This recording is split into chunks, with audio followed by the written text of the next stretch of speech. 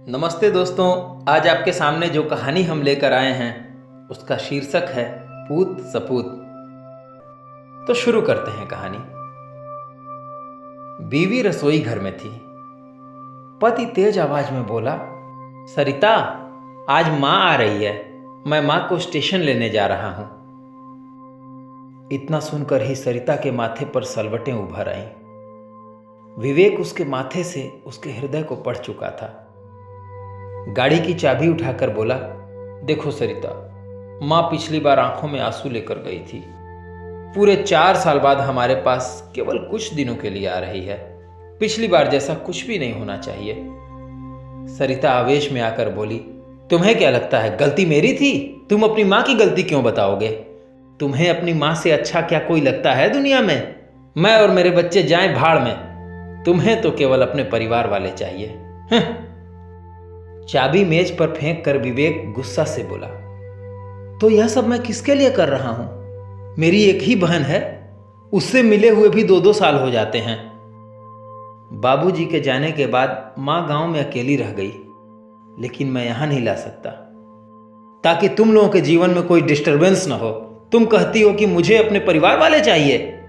जिस बड़े भाई का हाथ थाम कर इस शहर में आया था, जिसने सब कुछ सिखाकर इस काबिल बनाया कि तुम लोगों का भरण पोषण बहुत अच्छे से कर रहा हूं, उस भाई की मृत्यु के बाद कभी उसके बच्चों को 2 पैसे का सहारा नहीं दिया, और तुम कहती हो कि मुझे मेरे परिवार वाले चाहिए। माँ के साथ तुम लोग कैसा सलूक करते हो क्या मुझे नहीं पता?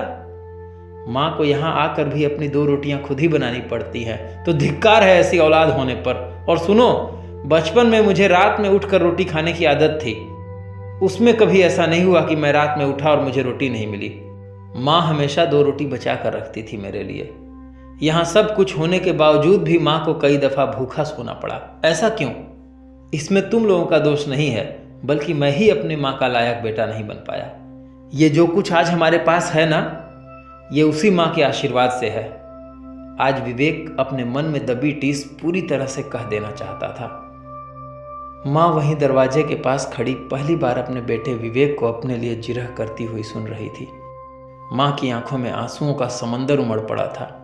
तभी माँ ने खुद को संभालते हुए दरवाजा खटखटाया तो देखा कि पूरे घर में अजीब सा सन्नाटा पसरा हुआ है। विवेक ने अपने विवेक से सब कुछ बदल कर रख दिया।